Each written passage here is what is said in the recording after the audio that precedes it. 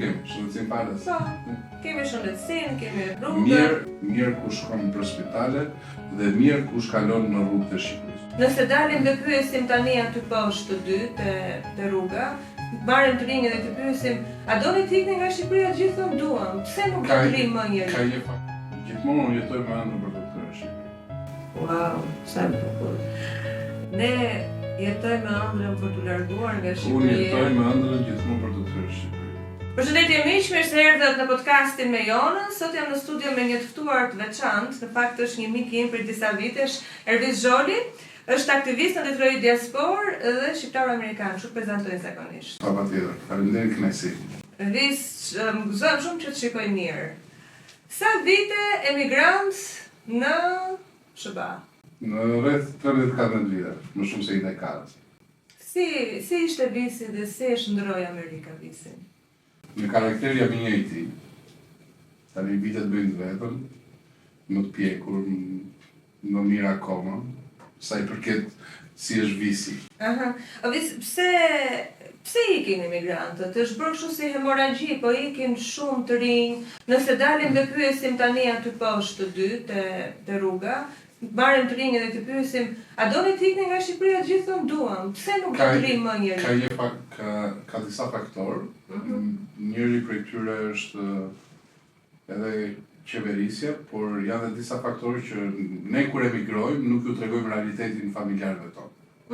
Cili është ky realitet? Që do të thotë hasit e problematikave që na hasin në emigracion, nuk është e thjeshtë, varet se sa integruar vetet ti në atë vend ku emigron, si në Europë apo edhe përtej oqeanit, siç është edhe Bashkuara e Amerikës, ku shumica e lakmojnë emigrimin për ëndra amerikane, patjetër.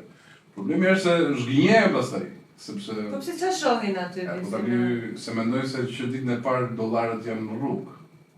Duhet punosh. Duhet punosh, patjetër. Po prandaj po them, varet se sa integruar vjen, varet se sa familje të madhe ke dhe sa forcë pune je, apo do zgjedhësh në Amerikë, o do punosh, o do shkollohesh. Por problemi është kush do të suportoj për jetën, për banesën ku do të qëndrosh apo shpenzim, po patjetër. Para se të largoheshe nga Shqipëria, këtu jetoje mirë, kishe një punë të mirë dhe më pas u largove për një jetë akoma më të mirë, se dua ta krahasoj me këtë emigracion. Ëndra amerikane pra. Okej, ëndra amerikane. Fal një llotari amerikane, unë kam emigruar drejt e Shtetit Bashkuar të Amerikës. Ardhurët e mia kanë qenë shumë të mira, por duke menduar që një mundësi më tepër, pse jo, dhe unë i thash duhet të largohem. Ishte edhe koha ku bëhet rotacioni politik dhe u largova. Po. Okej, tash do ndalemi tek arsyet pse emigrojmë. Ne, pse ikim ne? Okej, unë jam dakord kur shkon për shembull për një shkollë, për një master, dhe pastaj kthehesh prapë në vendin tënd. Po sot ikin dhe nuk kthehen. Dhe nuk kthehen më, dhe nuk duan më të kthehen. Shikoj, ka disa emigrantë që shkojnë edhe me drejt studimin në Bashkimin Evropian apo edhe në Amerikë. Po problemi është ata integrohen, gjejnë një mundësi punësimi apo bëhen në dokumenta dhe duke parë të ardhurët qëndrojnë. Por problemi është që mbase vërtet ata janë të mbushur me dashuri materiale, që nuk i mungon ekonomia. Por pyetja është, a janë të mbushur me dashuri shpirtërore? Që kanë lënë familjarë, kanë lënë kujtime, kanë lënë shok, kanë lënë miq. Kjo është pyetje që mund t'ju bëjmë atyre që nuk kthehen. Edhe madje lotojnë ose në rrjetet sociale, shkruajnë këngë, shkruajnë vargje, gjëra për Shqipërinë, duke kuptuar mallin e tyre. A kemi një diasporë folklorike që shkon për të bërë foto edhe gjëra në rrjetet sociale apo politike? Unë përfaqësoj një diasporë politike.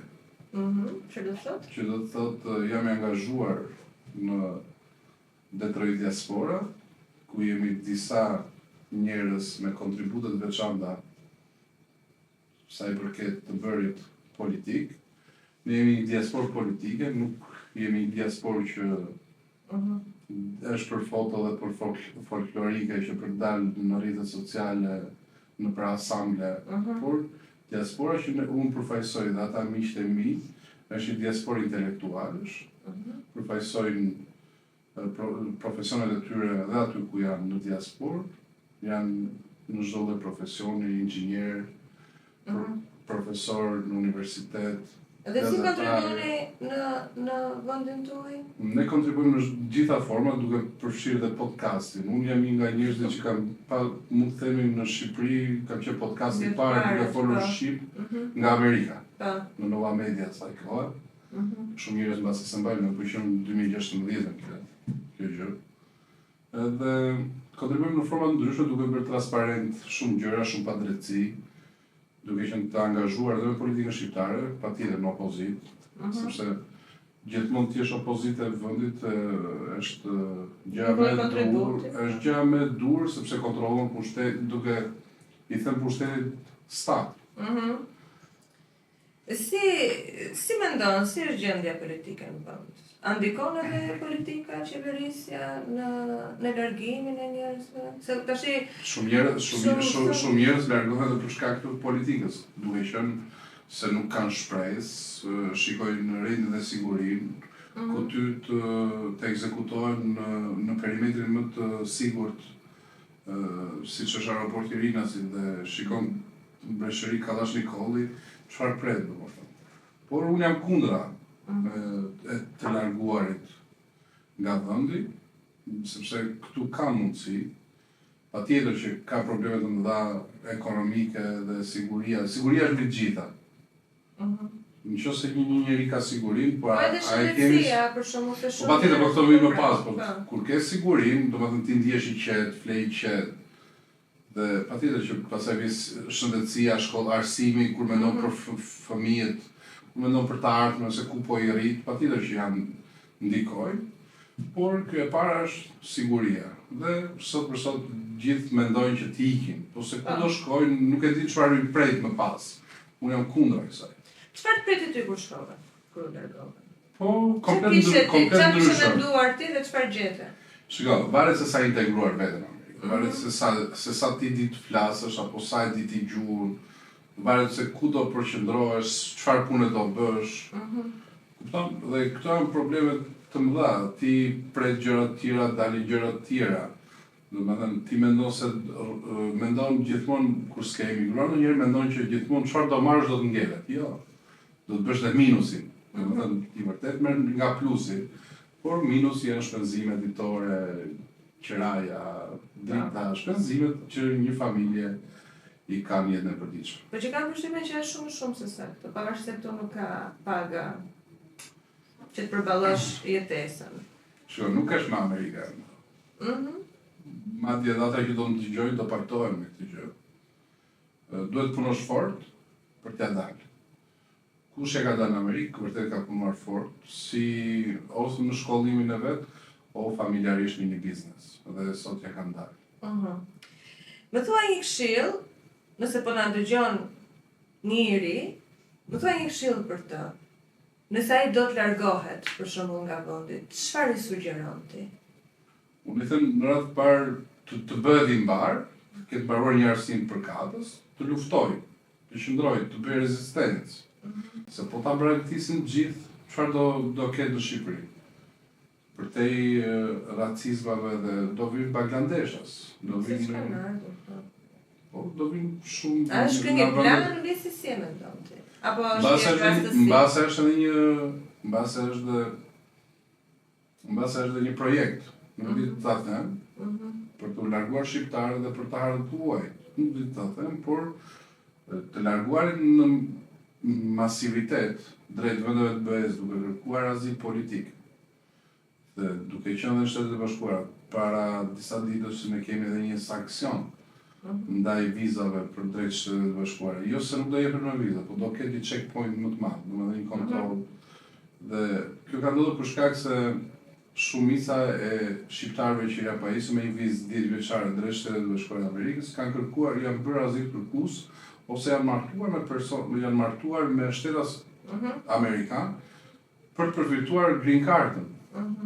Domethënë kjo është një shqetësim, domethënë që edhe presidenti Trump bëri një sankcion për disa vende vendeve të treta, mos e gaboj. Ato e futëm edhe ne. Patjetër.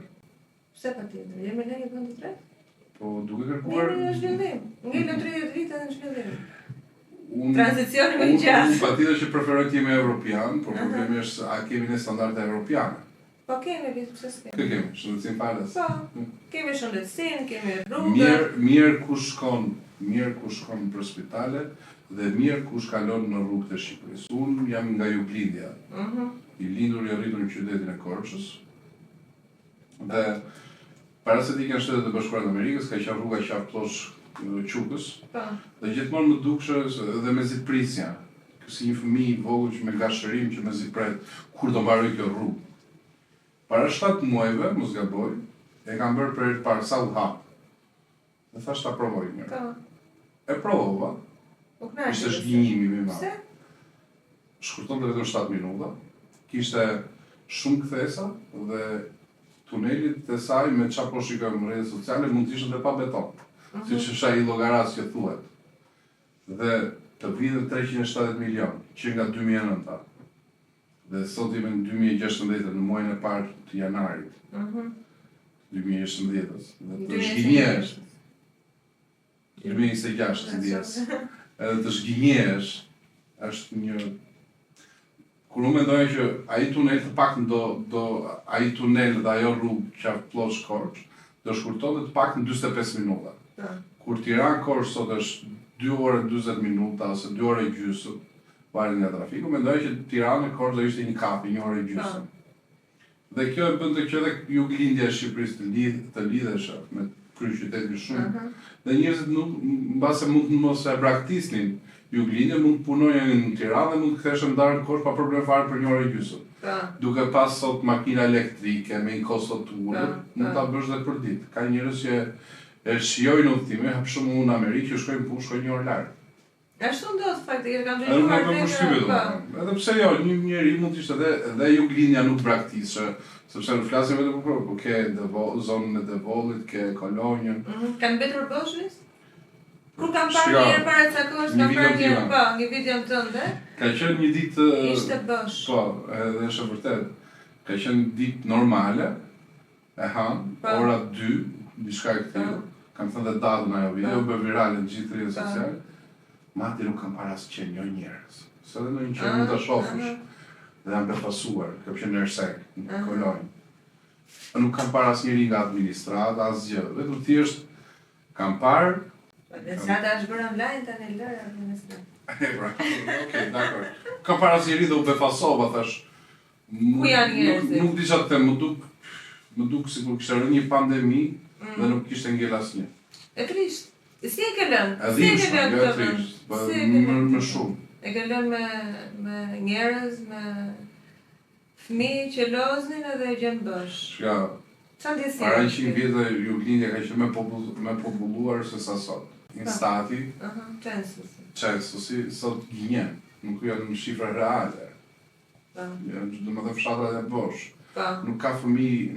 Në shkolla, po mbyllën shkolla. Po mbyllën shkollat një, po të vëshre fshatrat e Shqipërisë, po të kaluash, që janë shumë burë, dikur ka pasur fëmijë që luanin. Nuk ka më. Nuk e mes Tiranës fëmijë, nuk ka më fëmijë. Po mirë, hajde se Tirana është okej, tani për momentin, sepse gjithë vendet janë lidhur në Tiranë për shkak se mendoj që ka një arsim më të mirë, shëndetësi më të mirë. Dhe kanë braktisur vendet. Okej, pjesën e rrugën e shpjegove që më kundërshtonte kjo pjesë. Unë them që shëndetësia falas është shumë mirë visi. Pse ti thua që... Po ja pra kemi një ministër në burg, si shëndetësi falas, Ilir Beqa, për këtë shëndetësi falas është në burg për Vimanushin, për këtë është. Si shëndetësia falas. Shiko, këtu është temperatura 10 gradë, po shkosh një Juglindje, di ka rënë borë, ka ndajnë në spitale nuk punon. Punojnë derisa janë drejtorët në përsyra, me tigur drejtorët, fiki ka ndajnë dhe pacientët ndrojnë me prizat. Edhe kjo. Edhe kjo në doli. Arsimi? Për të ardhur keq. Pse? Mbushur me patronazhist. Ka mbaruar me mesatare shumë të ulët dhe bërë mësuesat. Nuk e zgjedh me njëri si profesion mësuesin. Po sepse ka ikë dëshira, pra. E zgjedhin thjesht për një rrogë. Qa brezi po rritet sot, sipas teje? Se unë e di që ti i ndjek realitetin edhe pse jeton jashtë. Kur gjom kështu lajmesh për shembull me këta adoleshentët, me Të papërgjeshëm. Ëh? Papërgjeshëm, të pa. Kujt ja vë fajin? Prindërve, sistemit apo Shika. fëmijët? Kush e ka fajin? Për kohën që unë flas, ne kemi menduar që nëse kishim nënën në shtëpi, nëna e dytë ishte mësuesja. Sot nuk është më ajo. Pra arsimi është një problem i madh në Shqipëri dhe patjetër që ja vë fajin dhe mësuesve.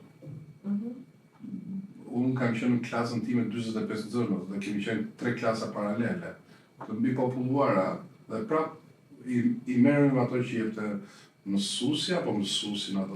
Mbani dhe shënime. Sot nuk i... Kurse sot një mësues me nuk e di ai ka 15 veta në klasë dhe ndihet prapë i lodhur. Kjo do thotë që është i paaftë. Okej, po jo të gjithë, Nuk i përgjithë, ka dhe njerëz që punojnë me integritet, me dashuri për profesionin, por ka dhe shumë, sepse e di problemi është që i vëre shumë që i njoh janë mësues dhe prandaj them që i shikojnë mitinjet politike. Pse do të jetë mësues në mitinjet politike? Asu se kam kuptuar asnjëherë. E pra, këtu po jo vetëm në mitinjet politike, po të shikosh drejtoreshat e shkollave. Bëjnë share? Jo, i kenë eventet e Partisë Socialiste. Kjo është mirë, pse do të jenë drejtorë shkolle apo i mësues në evente? Në fundit është profesionist, nuk ka pse me po të them që politikën. Është këllë si mjeku për shembull. Absolutisht po. Nuk i duhet. Është në shërbim gjithmonë. Është si punoj si policisë, është i depolitizuar. Apo dhe një ushtarak. Se rregull, po. Se rregull patjetër. Okej. Si po e humbet, si po e humbet rinin për vendin? Cilat mendon ti që mund të jenë pasojat në të ardhmen? Se ne ne e themi që po ikim, po pas 20 viteve. Këtu çiftet e reja kanë frikë të bëjnë fëmijë. Po mbarin qenë. Është një histori e bukur kjo me qenien. Mbasë më lejon ta tregoj. Patjetër, me kënaqësi. Ata ishin 5 vëllezër. Dhe jo, gjyshi më ndjes, gjyshi kishte 2 fëmijë. Njëri u martua, bëri djali nuk u martua, mori qenë dhe vdi shoqëria. E vërtet? Kështu. Edhe problemi është që Që nuk bëjnë fëmijë për shembull? Kanë frikë? Kanë frikë se nuk e përballojnë dot tjetër. Apo unë them që ne vejmë dhe dëmbel si brez. Jo. Kur ti nuk i dalin përpara përgjegjësive. Kam një pyetje. Sa është metri katror sot për të bërë një banesë dhe për të jetuar në Tiranë do? Po në Tiranë dhe në gjithë Shqipërinë. Në cilën zonë të Tiranë? Po ku dush, në zonën më të lirë, në freskë. Po 1.500 euro.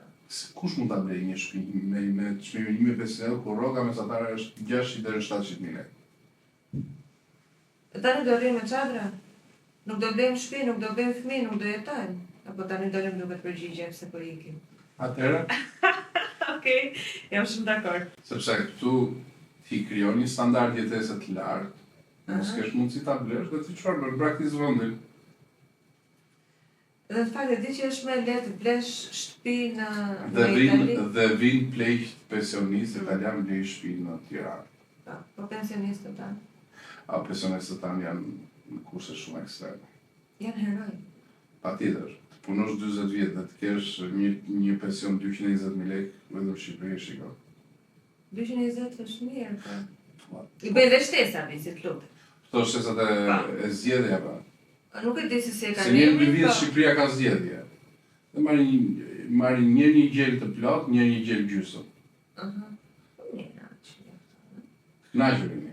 Jo, unë akoma s'kam marrë pension. Po. Pse ka arritur? Kjo është pasoja, kjo që komentojmë neve sot është pasoja, ndoshta edhe pak kështu me ironi, po është e dhimbshme të shohësh prindrit, prindrit e tu për shembull, e kanë djalin e tyre, kanë fëmijë të tjerë, nuk e di sa jeni, edhe ju i ndihmoni ta kesh me jetë. Dhe ju i ndihmoni familjen tuaj, dhe si familja juaj janë shumë të tjerë. Por që pata që kanë pamundur. Promotori i ekonomisë që Shqipëria është zhvilluar është emigracioni.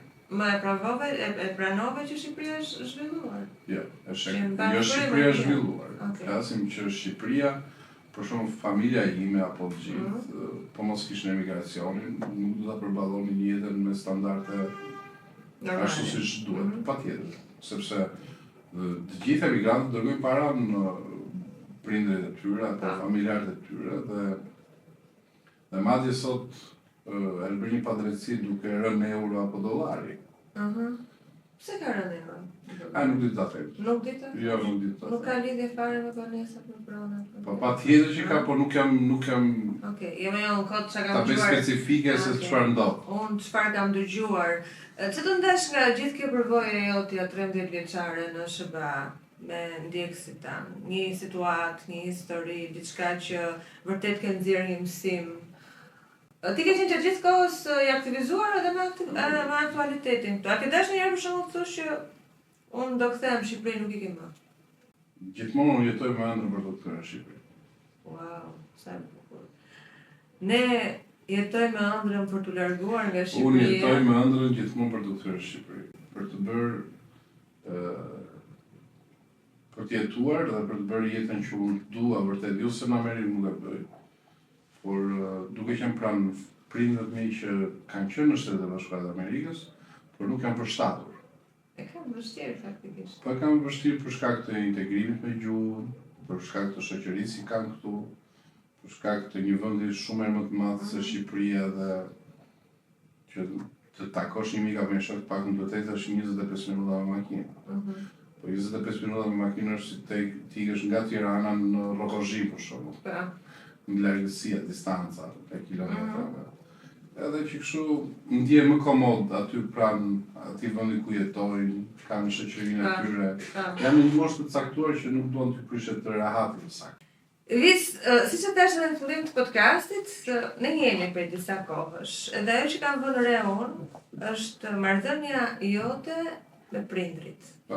Është një, nuk e di, domethënë do të shohësh leksione si të rrisesh mirë edhe kesh një marrëdhënie shumë fantastike me prindrit. Unë dua ta shfrytëzoj këtë kohën për t'i falendëruar që kanë edukuar një djalë si ti dhe nga ana tjetër falenderoj edhe ty që je kaq pranë tyre gjithmonë. Ata janë të shenjtë, si çdo lloj prind për këtë qoftë, por ata për mua janë kështjellë e dashurisë.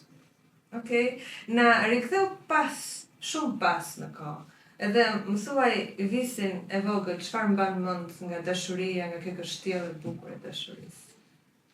Unë kam shumë për të thënë. Babai edhe nëna kanë qenë shumë të fokusuar edhe tek mua dhe tek modra. Madje babai gjithmonë më merrte kur dilte edhe me shokët e vet edhe unë jam rritur si para kohë më saktë, sepse dëgjonja dhe muhabete burrash në tavolina. Madje ai nuk ndihej ndonjëherë mirë që merrte djalin e vogël për tavolina, por unë i lutja atij që të vinja të qëndroja me të. Kam luajtur shumë në fëmijërinë time me të, më ka mësuar të jem ky që jam sot, të edukuar, i shkolluar, edhe me një dignitet dhe idejnë për këtë shoqëri që po jetoj. Po fakti që ti je larguar, sa i ka prekur prindrit, si të presin ata kur vjen? Shiko, fakt teknologjisë unë flas mbi 3-4 herë në ditë në telefon. Po, faleminderit. Flasim në telefon nëpërmjet kamerës. Thjesht nuk e prekim njëri tjetrin. Po diskutojmë, debatojmë, flasim për probleme familjare, flasim për punët tona, për ato pak bizneset e vogla tona. Dhe diskutojmë për punët edhe çdo gjë. Domethënë ti je përsëri aty, edhe pse Unë jam përsëri aty, vetëm thjesht nuk e prekim njëri tjetrin, të japim një përqafim apo një puthje. Por gjithsesi një puthje virtuale e bëjmë pra. U bën gjërat virtuale se erdhi koha. Gjithsesi kur unë vi në Shqipëri, patjetër që ne përqafohemi ashtu siç na i ka tradita dhe xhami gjithka. Mendon që shteti ynë i ka braktisur emigrantët, sa prezent janë ata? Okej, nëse unë të bëj këto pyetje, të bëj ty visi, po dua të nxjerrë realitetin tjetër. Unë do doja që shteti shqiptar të kishte në çdo pikë kufitare apo dhe në të vetmin aeroport që ne kemi funksional sot. Mund të kishte një slogan shumë të bukur. Mos e braktisni vendin, do ju kthejmë shpresë. sot nuk ndodh kjo gjë. Do të ishte një slogan në të gjitha pikat kufitare, ku largohesh nga Shqipëria. Për të patur të paktën të fiksohet ose të memorizohet ajo, mos e braktisni vendin, do ju kthejmë shpresë. Nuk ka, madje mund ta bëhet edhe një parti politike e re që është sot në treg, apo e vjetër, apo domethënë mos u largoni, ne do t'ju kthejmë shpresë. Me fjalë kam përshtypjen që s'na besonte njëri, gjithsesi. Duhen vepra njerëz. Gjithsesi, po ti është kur largohesh, nuk them të dalësh vizitor, po kur largohesh ti e shikon atë udhtimin si të fundit. Do thotë ti po emigron. Të bëm përshtypje dhe flamuri kombëtar. Sepse kur ti vjen 28 nëntori, edhe kur lot Shqipëria. Dhe ty të vinë këngëtarë nga Shqipëria në Evropë apo në diasporë, ti aty je këtu. Pra, ti ke një memorizim që ti je shqiptar, vjen nga Shqipëria nga një vend i vogël. Dashuria rritet kur largohesh nga vendi. Edhe ne shqiptarët e duam shumë njëri tjetrin kur e shikojmë në rrugë të huaja. Ka lloj shqiptarësh. Unë kur kam vetë në Shtetet Bashkuara të Amerikës, kam dëgjuar në një supermarket kur kam hyrë për herë të parë, mos forse ka shqiptar. Unë po të shikoj shqiptar, unë jo që i flas, po dhe me ndihmojnë nëse nuk është integruar apo ka nevojë për ndonjë gjë. Madje ku unë jetoj në Michigan, në Wayne County, janë disa kafe shqiptare, për fat keq shkojnë vetëm meshkuj. Ka dhe një dy që janë që shkojnë dhe me bashkëshortet apo edhe me familjarët. Janë si zyra puna. Që do të thotë, nëse ti shkon atje, mund të kesh nevojë për profesion, për punë, për gjë. Ka grupe të ndryshme shoqërie që mund të integrojnë në bizneset e tyre, patjetër. Dhe kjo është një gjë shumë e mirë. Jo, kjo është super gjë, ndihmosh shqiptarin tënd jashtë, po këtë me mos fol se ka shqiptar këtë s'e kuptoj. Këtë e kam dëgjuar në Boston, kur kam jetuar në 3-4 shtete në Amerikë, aktualisht në Michigan, por kur kam qenë në Boston, mbas para 10 vjetëve. Mos fol se i ka thënë gruz vet, mos fol se ka shqiptar. Më thënë, fol anglisht. Ka thënë fol anglisht. Nëse do ishte në dorën tënde, të ndryshoje diçka në Shqipëri, ose ti si një emigrant prej kaq shumë vitesh, ç'a thirrje i bën, ç'a duhet të ndryshuar këtu që të kthehet një pjesë e mirë atyre që kanë emigruar? Unë do thashë përpara, gjë e parë që qytetarët asin është polici. Duhet të kthyer rendi dhe siguria. Në qoftë se ka rend dhe siguri, përmirësohet dhe ekonomia. Për shkak se shtohet popullsia, njerëzit mendojnë të jetojnë, të rrisin fëmijë këtu, të shkollojnë këtu, të bëjnë më të mirë. Kjo është pika kyçe sipas teje, rendi dhe siguria. Patjetër. Arsimi, shëndetësia, gjitha, nëse këto janë në një standard që ne aspirojmë të jemi brenda bashkimit, që të jemi në 2027, kur e kemi në 2030. Në bashkimin evropian. Për ne që nesër, në rrezik jemi dhe se dim që jemi në bashkimin. Për qenë jemi. Për ne jemi. Patjetër. Po na duhet ajo pasaporta me yje. E i pikturojmë aty me lavsme. A më bukur? Ne i gjem që zgjidhje. Okej, Visi, besoj se me që përmenda shëndetësinë që parë, gjithë të vite në Amerikë edhe se është smur në Europë, kam parasysh edhe smurët njëri. Qa standard shëndetësie ka atje që ndryshon pak nga joni? Nuk ka shëndet falas. Nuk ka shëndet falas. Amerika nuk ka spitale shtetërore. Sta largësh Amerikën nga ne. Ka shëndetësi private, ti ke një libresh shëndetësore që ti e paguar në insurance shëndeti, siguracion shëndeti. E paguar nëpërmjet ka disa që marrin nëpërmjet punës, që ja mbajnë. Po e kemi edhe ne. Patjetër. Por çdo gjë është në kohën e duhur. Si ambulanca nëse ke emergency apo nëse shkon në emergency apo çdo gjë është është brenda. Ndryshe nga këtu? Që thiket kaldaja kur ikën drejtore? S'ka, janë zero. Këto janë zera. Nuk ndodh kurrë. Okej, Kemi çfarë edhe këtu mjekë shumë të mirë, Patjetër. problemi është që nuk ka administratë mirë. mjekët e mirë për fat keq sulmohen. Jemi dëshmitar, i kanë marrë me pranga atëherë gjëra për korrupsione, të tjerë që Kardiochirurgu më të mirë Po. Edvin Prifti sot po, e çuan në prokurori. Sot. Sot. Atëherë, po, mbaj mend Kanë se çuar në histori. SPAK, Ai është edhe një nga që mund të themi po, që është një nga më të mirët edhe në botë. Po, ka dhënë goxha kontribut. Sidomos në periudhën e pandemisë. Ndoshta ka pas lidhje edhe ky sulmi me Patjetër. pandemi. Asgjë nuk është rastësi. Okej, jemi kthyer kur ti para 13 vitesh, do ikje prap nga Shqipëria? Mendoj gjatë se Shika, sa ka pushtuar Amerika. unë jam mirënjohës Amerikës. Mhm. Për shkak se sot jam dhe shtetës amerikan. Prej 7 vjetësh. Po, prej 7 vjetësh, unë jam shtetës amerikan. Shqiptar amerikan. Po. Jam mirënjohës për një lloj disipline, mund ta themi. Dhe nuk mund të them që s'do ikja, por nuk mund të them që po do ikja. Nuk e thua dot me siguri. Ja, nuk e them dot. Sepse duke menduar që unë dua të kthehem, unë jam mirënjohës Amerikës. Do në vetmi shqiptar që unë dëgjoj e ti që thua, unë jetoj me ëndrrën për të kthyer në Shqipëri. Patjetër, por Amerika ishte vendi ku mua më dha mundësitë. Atje jeni një grup shqiptarësh? Shika, në qoftë se meka e diasporës, duhet të themi, është Michigani. Pse? Ka 2 kisha katolike, ka kishën ortodokse, ka të qenë vetë me Bektashianet Baba Rajepit, ka dhe xhamin. Të gjitha këto institucione kanë, për shembull, kishat katolike të dyja shërbejnë edhe si shkolla shqipe, ku shteti shqiptar i ka lënë në arres pa ju dërguar në abetare. Fëmijët që integrohen dhe jetojnë në Shtetet e Bashkuara, që i kanë origjinë shqiptare nga gjyshit apo dhe nga prindrit e tyre. Por meka e diasporës është Detroiti dhe Michigani. Ka rreth 250.000 shqiptarë.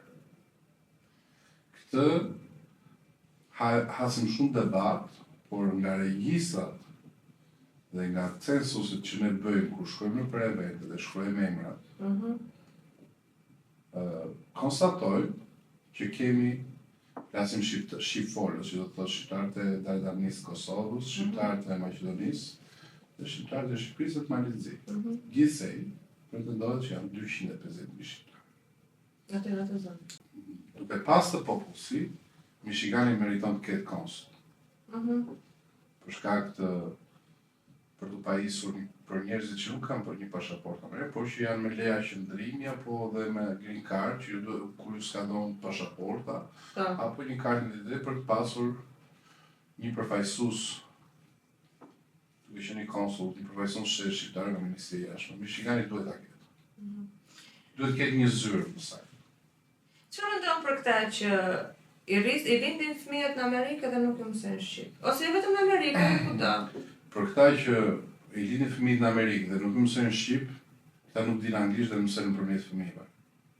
Ervis, unë të falenderoj që ishe pjesë e podcastit me Jonën edhe ndam së bashku këtë bisedë. Shumë faleminderit dhe vërtet ishte kënaqësi.